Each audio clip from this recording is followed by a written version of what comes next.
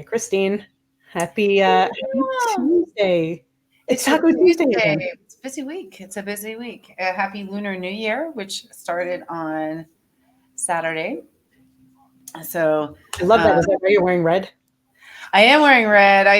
I am a president of a business resource group within my job. So I'm responsible for Elevate, which is Asian, Pan Asian cultures and Indian cultures. So I learn a lot by doing everything. And I will start out by propping up our local team here, which is the LA Kings. Um, the Rain actually and the Kings this weekend had games where they dedicated to Lunar New Year. So they sold a lot of merchandise. They the Kings were giving away beanies, which are really cute. They had like dragon design. It is the year of the dragon, and and it was cute. I did put it up as a story. I don't know if you saw it, but it was really super cute. During the open practice, they just started randomly handing out red envelopes, which is they give for good luck. It usually has money in it, and they didn't say a word. They just handed the envelopes, and people just started opening them, and they got hats and blankets and That's so jackets and fun. I tickets. love that. It was really super cute. And I almost went. I was deciding if I should go or not, but I didn't. I heard it was a really, really good game because actually they played the Oilers and they shut out the Oilers. So um, that was a good game. That rivalry between the two is crazy. So Oh yeah, they and the Oilers have been super hot lately too, so I'm sure they weren't thrilled about, about getting shut out. They got shut yeah. out too. Yeah. So that was yeah. So today we celebrated at work today. So I had to find all my red things. And I'm celebrating tomorrow again in Pasadena in our other office. Well, So that's so yeah. fun. Well, happy Lunar New Year to all of those that celebrate, and thank you for joining us. We are Double Defense. We are an Yes. all-female New York Rangers hockey podcast, and we cover a lot of things from New York Rangers hockey to the NHL to the PWHL, To and and drinks. fun And things. yes, a game day drink pairing for every one of your New York Rangers games. So please follow us on social media, and thank you for joining us here. So the Rangers are on quite the little win streak, having come back from the All-Star break. There's been a lot of controversy, but in today's episode, we wanted to share the 5 reasons that the New York Rangers will win the Stanley Cup this year, and then the And one besides, reason, and the because we one said so. That's okay. and then the one reason that they will not win the Stanley Cup. But there's 5 very good reasons, and I think we're seeing a lot of them that are happening this week.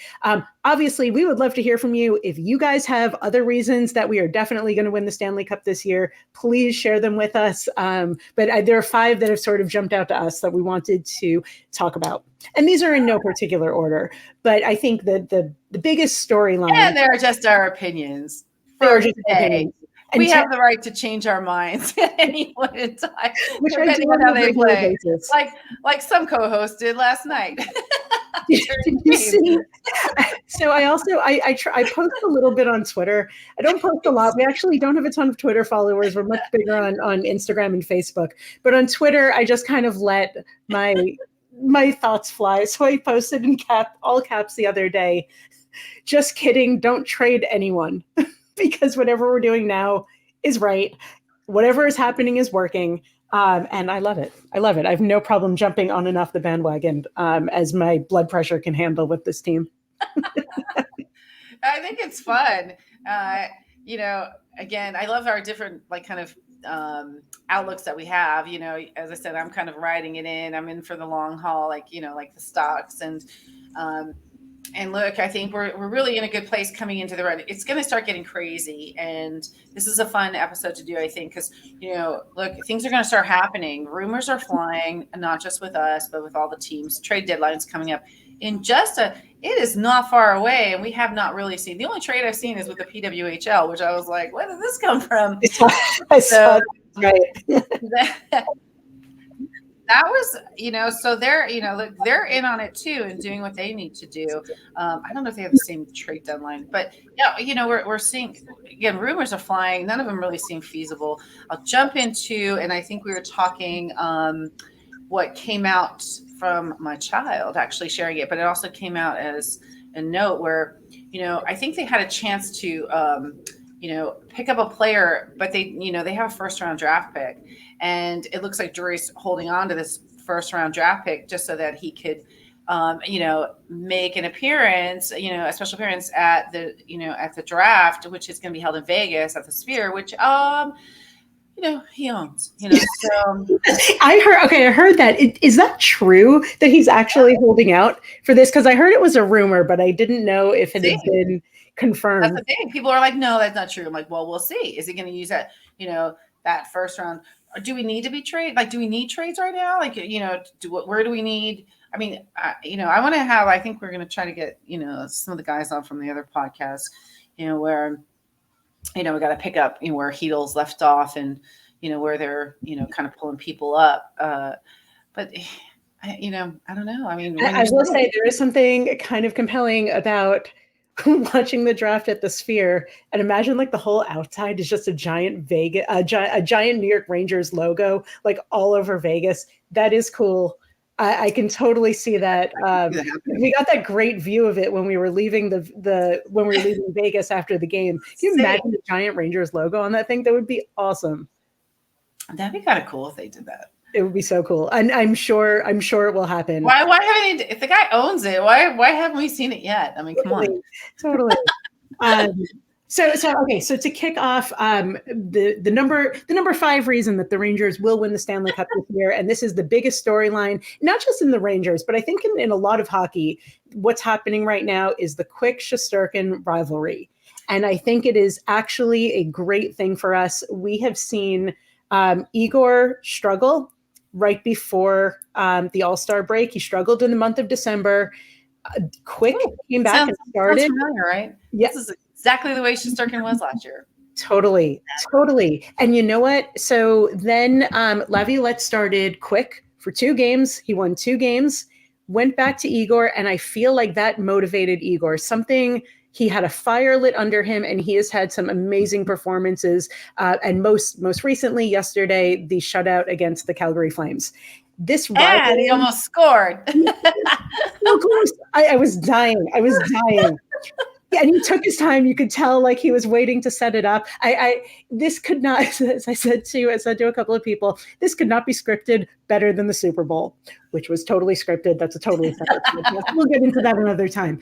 But I love what we're seeing here. I love the motivation. I love the support. Did you see, speaking of hugs, the Quick and Shesterkin hug at the end of the game yesterday? Like, it was this acknowledgement. They're both on fire. They're both doing so well. I love to see it. I think they're just really, we always tend to have really, really good goalies. And I think we got really super lucky with Quick. Quick is super motivated. I'm going to continue to say this. He's only, 12 or 13 wins away now from 400. And and as a backup goalie, when you're not really expected to do what he's doing, he's given this great opportunity. So I'm all for, Quick hitting that milestone this year. What I also love, and I was talking about it today with some coworkers, is I think we kind of changed the narrative a little bit on these goalies. Like, we have 2 good goalies, and typically before we've always seen it where, Shesterkin can be our primary goalie, and your backup goalie would hardly ever play, only if it was injured, or if he was getting pulled because he had a bad game, or back-to-back games. Typically that's what we would see, right? Or a last place team, something extreme where those backup goalies weren't getting anything. Well, a lot of that he's changing the narrative, and Steve Valiquette was talking about this too extensively, and I totally agree with him. He's like, and you're seeing people asking the question, like, who's in goal? So we don't really know. And in the beginning of the year, when I was like, it's going to be Igor, but now we don't know.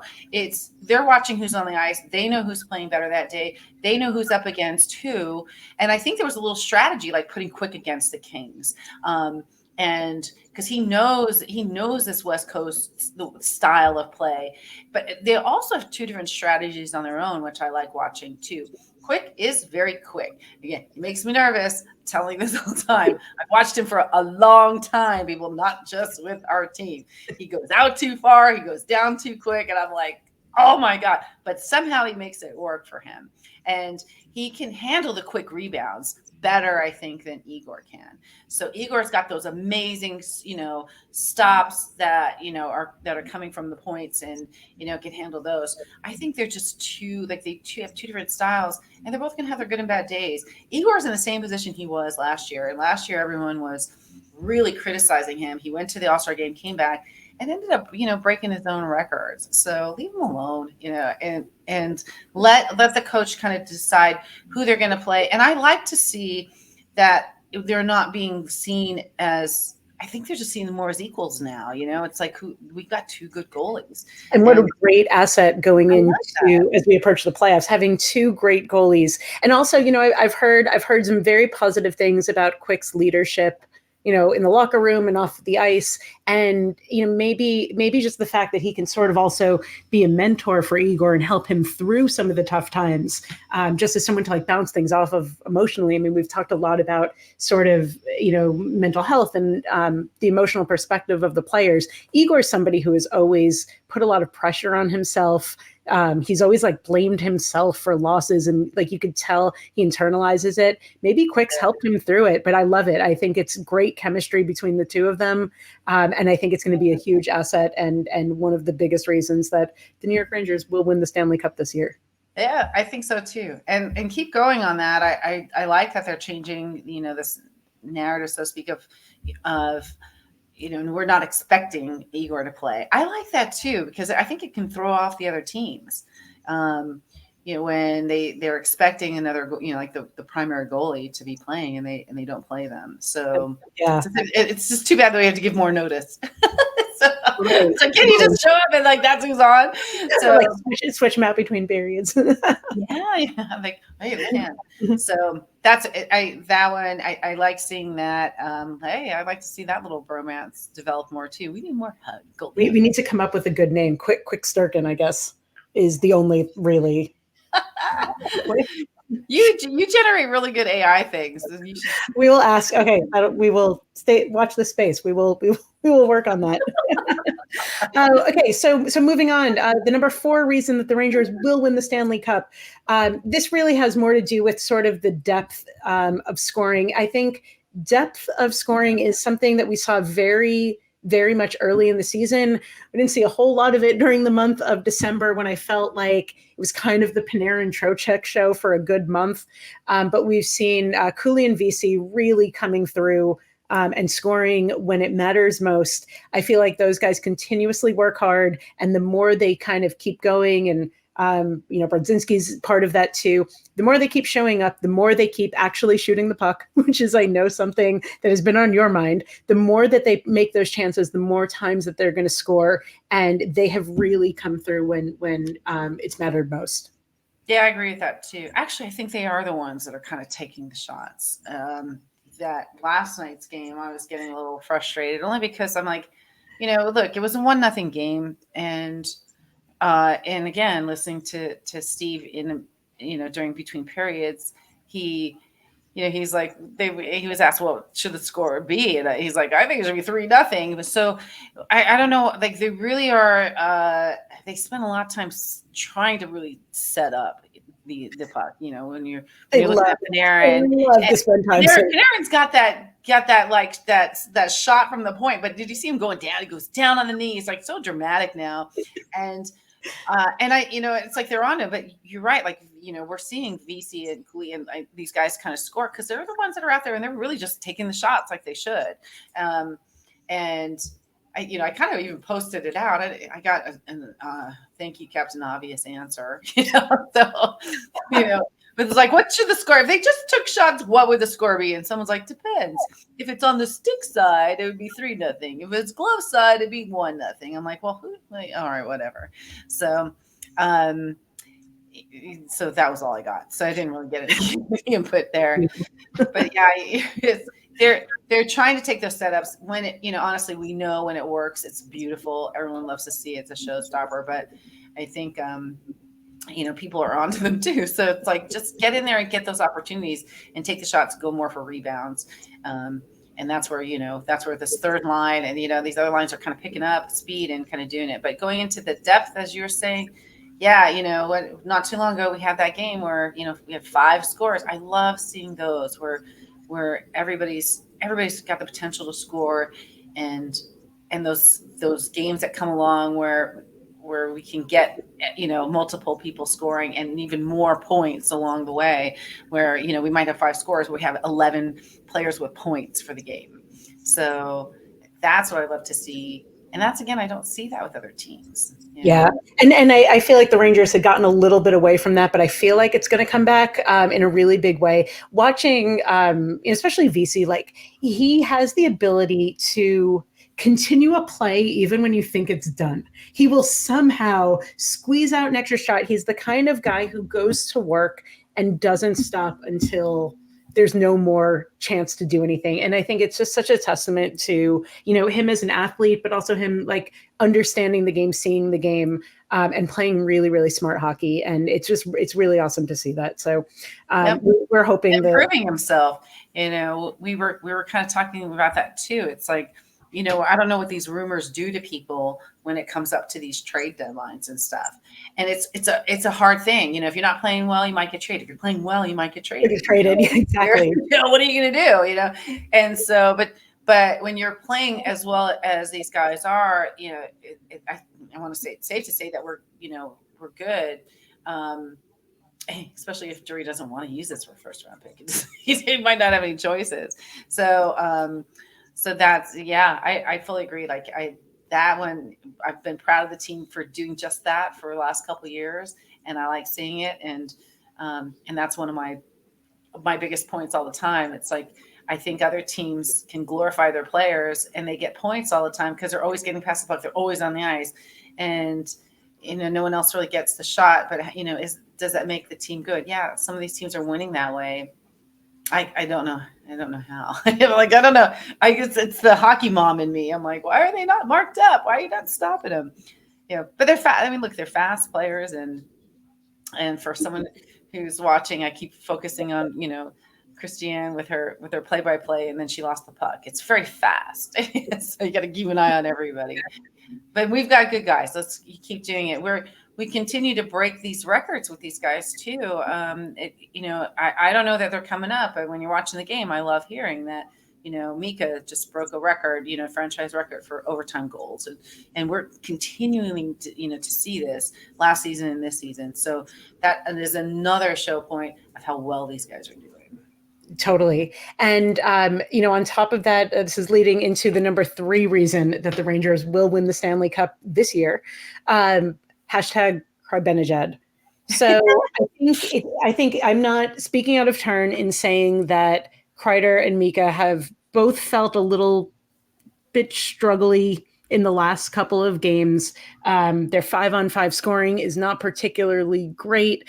I feel like the chemistry isn't there. I don't know what's going on with either of them. I don't know if they're tired. I don't know if they're getting old. I don't know if they're frustrated or there's something else happening. However, the reason that I think that the Rangers will win the Stanley Cup because of these two is that they will find their footing again. We just saw it happen with Shesterkin, who struggled for a month and came back red hot. These guys will find that again, hopefully, well, before the playoffs, but I'm sure in time for the playoffs. And when these guys get hot, along with the rest of the team doing their thing, this will be an unstoppable group of people. So I think Benajad is going to be a huge part of our run for the cup this year and our win. But there's some changes have to happen before we can. Yeah, it needs to be. What was the word I used? Trojanabad. That doesn't sound right. There's something else there. That's number 2. We'll get to that. We'll get to the program in a second. That there's that. I think they just come across as cool and collected. I don't think they're, it's only our expectations that we want them to be. They could be in the place where they exactly, kind of where they want to be. And we don't know that. Like last week when we were talking to Tom, I liked what he said. He's like, Gretzky had goals and I had goals. We both met our goals. My goal was to do this, and his, was to play in the NHL. His goal was to be the best in the NHL. So they might have their own goal, like their own goals, and they're reaching them. I think they're it's not a matter of getting in there and making sure that Mika's got his shots off from his spot and that they're scoring with that, or that, Kreider's, sitting in front of the net and pushing it in, well, I don't think that works all the time. So it hasn't worked for a little while. Like, yeah, well, it was like that before. Real fast. But if they're out there and they're kind of, and they're kind of playing, they are playing a little bit more defensively, which which I like seeing too. Again, I've always kind of said that to play in this Stanley Cup, you're playing a West Coast team. It's all about, physicality when it comes to the, a West Coast team. Unless Vegas played really strategically last year. I thought they did really well.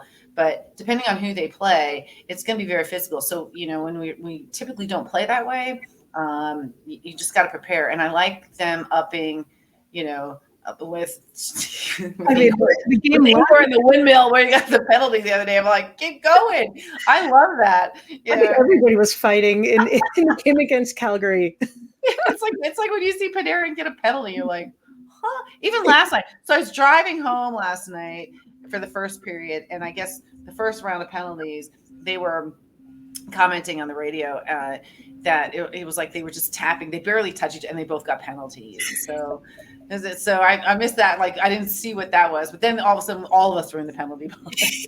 Yes. So, yeah, I like more of that kind of stuff. Just, because everyone's getting frustrated. The race for wild card is a topic. People need the points.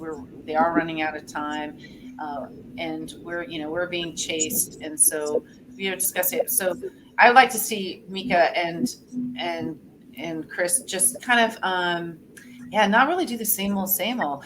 Chris is really fast on penalty. Oh, and that wasn't the other thing too. Laviolette would kind of changed up his power plays, so he's kind of going back to old style. So put them back on power plays. Let's kind of up that. They're good in that way. And then the overtime stuff, where again we could just it paid off for Mika totally.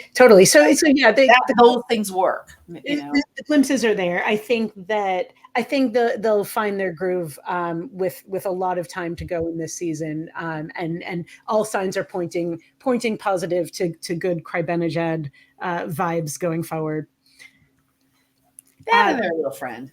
So speaking of which, the number 2 reason that the Rangers will win the Stanley Cup this year, 2024, every bromance needs a tromance with a side of bread. So that is Trocheck and Panarin, who have been literally amazing this entire season. They have kept scoring. They have great chemistry together. Trocheck's been amazing on the faceoffs. Panarin's been scoring some amazing goals, like insane goals. Like how did he even get his body to do that in that way? He's been super fast, super accurate. It's really nice to see it. These two are such a key part of this team, and a big reason that we will win the cup this year. Absolutely. I think I like, Trocheck's really good and fast on the, on those face-offs, and that's good. And Panarin just seems like, something about that haircut, that happened last year. He just says out there and seems, I don't know. I just feel like he seems focused. He doesn't do everything that people want him to do, but you see when you see the camera on him, he's. I don't know. I just think the focus is there more, and that's what's causing him to be, to be doing what he does and to be doing well in this point of the season. So, and the other thing I like is that they're good and they're threats when you're listening to other announcers and they really don't have anything bad to say about them, and that's another reason why I'm proud of this team, because they really do, like, these are guys, Trocheck and Panarin, that are like, there's really nothing you can say that's bad about them. And I have to say, watching them play is fun. They look like they're they're focused. I totally agree with you. But they're having a good time. And I remember, like, when we were at the games on the road trip, a lot of the time the team looked real stressed out because they were, going through kind of a rough patch. But Panarin and Trocheck have always managed to seem calm and just fun. I think Panarin literally looks like he's flying all over the ice. He looks like he just loves what he does. I think he's gotten better as the years have gone on. I mean, I know you were a really big fan of his, and I kind of felt through you. I kind of followed, I was just paying a little bit more attention over the last couple of years, and he has just totally improved. He still passes a lot, but he's passing much more strategically. He's taking shots. He's more physical. He throws a punch every now and then, and it's really rack up some penalty points there. That's fine. Yes. But we don't want him to get hurt. I like to see him do what he's doing. I like the fancy plays yesterday. Toned down a little bit, but I don't know what the shot of the knee thing was. So he was really fancy. But but again, it's working, and it's good to see. Yeah. So, and I think right now, as long as we stay healthy, this is where we start to shine. And this is where we were in the same place last year. Actually, we're much. The other thing is we're in a much better place than we were last year. So everyone's got to tone it down. I know people that listen to us aren't like that, but people on Facebook. I'm not like that, so I totally understand. I'm the first one to be like, trade everything, will suck. But we are, you're totally right. We have 71 points. We are now not, I wouldn't say a super comfortable lead over the Hurricanes. The Hurricanes have 65 points, but we've played 2 more games than they have, so things are getting close. And then the Flyers are right behind them at 64 points, and this is in the Metropolitan. I saw that. The Flyers, I'm like, where did they come from? Where did they come from? I mean, these teams are, it's interesting because this year I'm like, look, doing this podcast, I'm really focused on the games. As I said, I think one time I'm trying to watch some of these other games too, and you see like, the Canucks come flying up out of nowhere and they're still doing well. And then the Oilers winning like all these games in a row. And I'm like, what? And so it really also does show that because we were in first place not that long ago, literally December 31st. We were in first in the NHL, we were at first everything. And then we kind of had these little, lost streaks and not even a slump. Again, we try to kind of discuss what is a slump, because that seems like it wasn't even anything now. and just kind of, watching those, these teams and how they're coming up. All these points are so close because we dropped a little bit down to I think 6th or 8th for a second, but now we're back up, and it's we're even. I think we lost and we won a couple. But it just really goes to show you, like, which focus on those, like this whole group is really close together.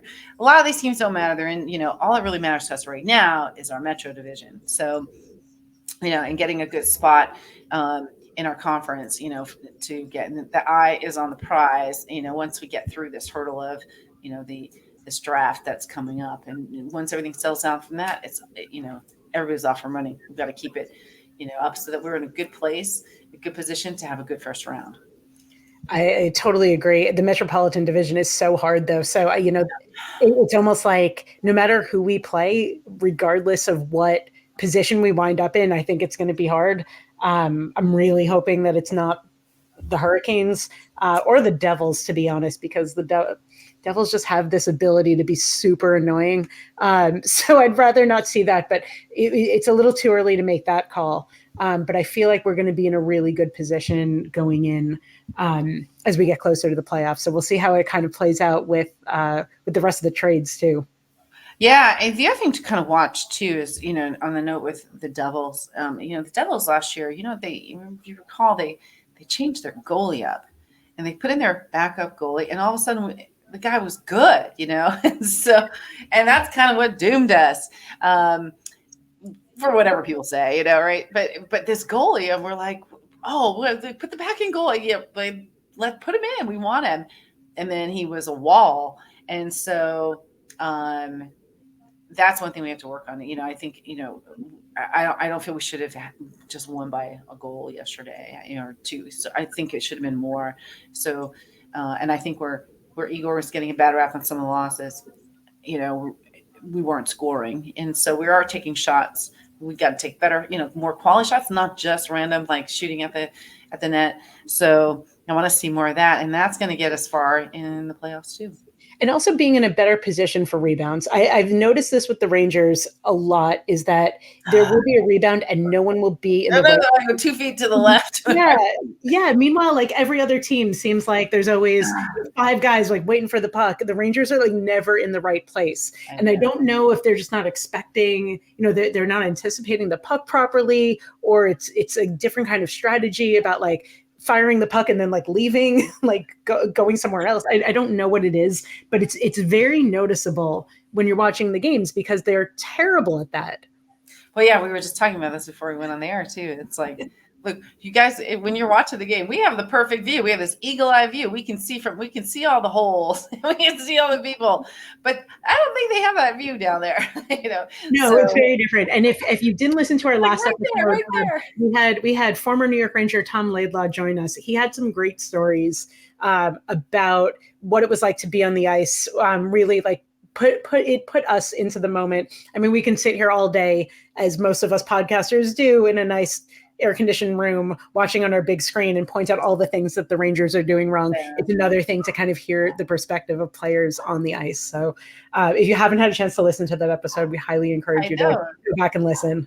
Yeah, see, and just so you know, if you listened or didn't, they get a little panicky too down there. So that was a great revelation there. I loved hearing him talk about that.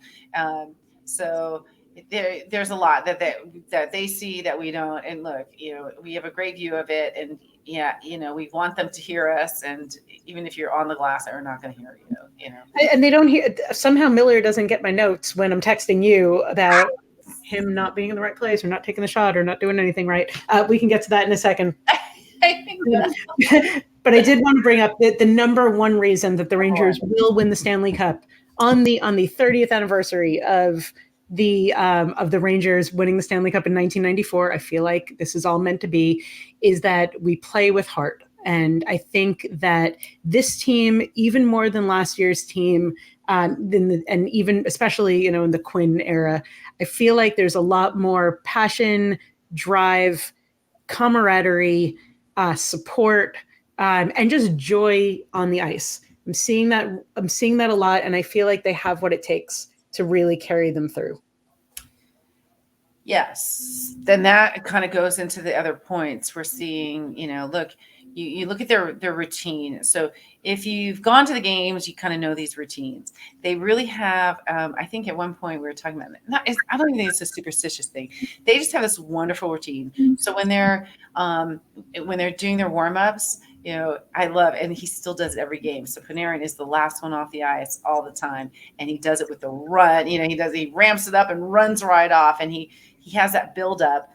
And yeah, I don't know what it means, but that's like, that's, and you see some of them come out and just sit quietly. You see that's where you kind of see the heart out. That's the kind of stuff I like seeing, when they come out, take a moment to take it all in.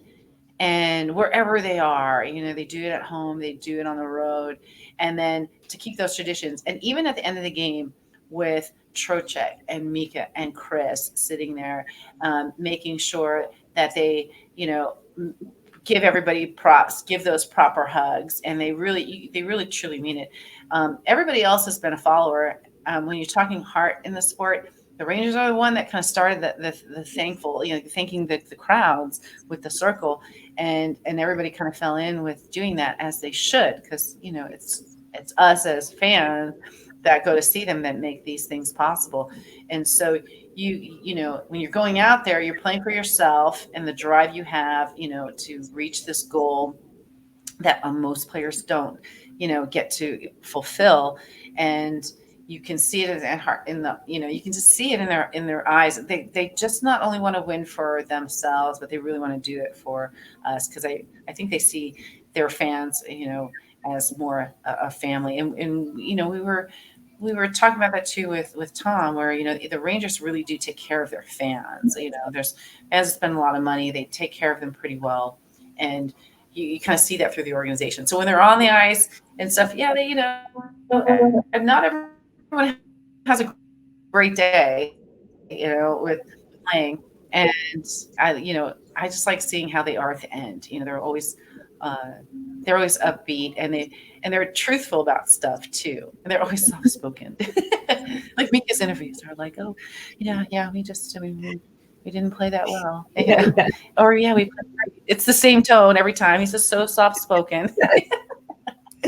Well, I think there's so many reasons that we will win the Stanley Cup this year. I will throw in one bonus, and that Sam and Joe, I think, are still the best in the game. I think that there's Sam Rosen is a national treasure. I think he missed even when he makes mistakes. He made he was like kind of flubbed up yesterday. I thought it was Durkin, Proteg, or something like that. Yes. I was like, oh, Sam, we still leave him alone. We still love you. So those are the 5 reasons the Rangers will win the Stanley Cup this year. The one reason that they won't is Miller. It's Condre Miller. I'm sorry. He's shown signs of getting better, though. I think he's listening to the podcast. Condre, if you're listening, we're here to support you.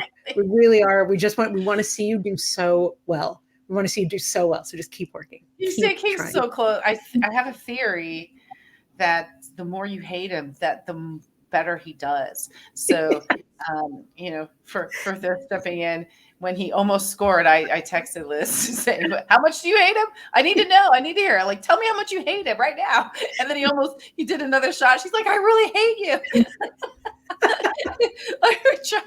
Hey, that's improvement though. He didn't actively give up a goal. He didn't score in his own net. I mean, this is improvement. So we're thrilled about that. I'm just kidding. My theory. We're going to keep testing. I have to say, since the All-Star break, I think he's come back and played very, very good hockey. So I think, it probably took a week. Just listen to us on repeat and went, you know what? They're right. They are right. I have to work harder. Yeah. You're welcome. You're welcome, Rangers Nation. Exactly. You're welcome. We're givers. We are givers. So on that note, we have, a couple of fun games coming up. I think we have the Stadium Series that's going to happen outdoors. If anybody's going to that. Oh, yeah. Love to hear your thoughts. Oh, good luck. I don't know how the weather's going to be. That seems challenging, especially again here in Southern California, where Christine and I now live because we got sick of New York weather. We survived the atmospheric river events. We have another one coming up, so we'll try not to float away while everyone's trying not to freeze watching. And we'll have some other guests on to kind of recap the Stadium Series games, which look fantastic. They just look cold right now because everyone's posting snow pictures, from New Jersey and New York, So you guys enjoy it. We'll stay and have a cup of hot cocoa and listen to more Double Defense. Yeah, do that. We got in the PWHL games, they had a break, so they're going to be resuming as well. Again, they had a trade going on. And they have in March, we'll talk more about it as it gets closer. They're doing a stadium takeover series. So they have 3 games, all 6 teams are playing, and they're kind of taking over some bigger arenas. So they continue to shine and do well. And if you have not watched a PWHL game, they are free on YouTube and fantastic to watch. There's a lot of energy. There's fights. There's physicality in the games and a lot of incentive. I think we were talking about it because again, they have 3 points for a win and no points for a loss, 2 and 1 for a tie and overtime win. So there's a lot of incentive, and it's not as clear as we just watched New York take over and win this crazy. They scored 3 goals in 5 minutes in the third period, and then won in overtime against Ottawa, and it was crazy. So those games are great, and you can watch them for free. Unlike trying to find out where you're going to watch the games here. the game of what how can we possibly watch the New York Rangers? So there is talk. We have to look into this. There is talk now of creating a network, a standardized network to watch. Did you hear about this? For the PWHL? No, for the NHL games. So they used to have the NHL network, which was an app where I could watch all the games. Then that changed. I don't know how long. They're revamping it. I'm like, good luck. So yeah.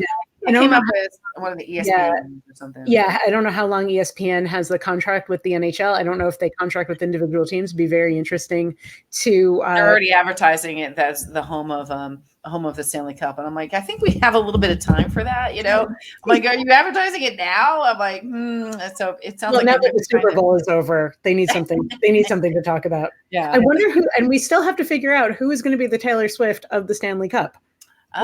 We are still working on that. Yes. It's going to be Miller's girlfriend. It should be us. Yes, it should definitely. It should be single. Still single. I'm either way during the Stanley Cup. I'm still going to I will cut to you just going like, oh my God, I can't wait. I can't wait. What's happening? I'm going to do your hair just like Taylor had it for the Super Bowl too. I look good bangs. On that note, everybody, thank you so much for joining us. Watch this space. We have so much to talk about over the next couple of weeks. A lot of Fun Rangers stuff, a lot of new special guests that we have upcoming, and just a lot of fun. So thank you. Thank you again for joining us. Thank you guys. Have a great week. Happy Valentine's Day too to everybody. And enjoy your day. Bye.